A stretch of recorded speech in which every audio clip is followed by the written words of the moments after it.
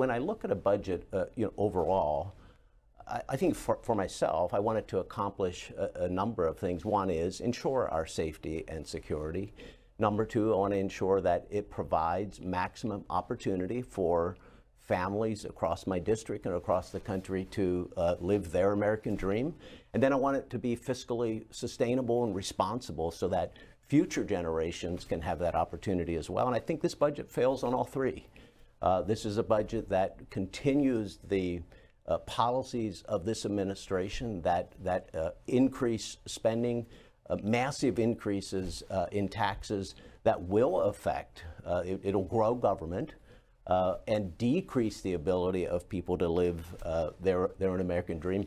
By increasing taxes on gas, it makes us less secure around the world. We've talked already about how those policies have led, in some part at least, to what we're seeing. Putin believed that he had the leverage of energy over Europe and over us. He miscalculated how we would respond and come together in response to what we saw there. But that helped lead, our energy policy helped lead to what we're seeing there. And then this budget, by the way, increases deficits every single year. For the next 10 years, they're projecting multi-trillion-dollar deficits, over $4 trillion in additional deficits over the next, 14 trillion, I should say, in the next 10 years. It does not, as has been reported, reduce the deficit in any way. It's continued ramping up of spending and taxes as far as we can see, and that's not sustainable in the long haul. This is ABC's headline budget. Biden budget seeks minimum tax on households worth $100 million.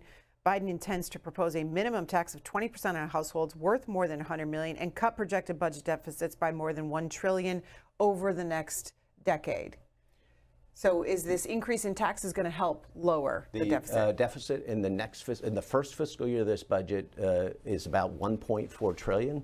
That rises every single year. It is swamp math. No one outside of the Beltway, you take one step outside of this Beltway, and no one will believe that the deficit decreases or that the deficit decreases under this budget. It just is not there. The numbers aren't there. So it is what I think they're looking at is saying, if we spent, they have some sort of what they call a baseline, makes no sense, but they're saying, we would potentially spend this much and we're going to cut from that. So there's no cut in spending for what we're actually spending today. There's an increase every single year.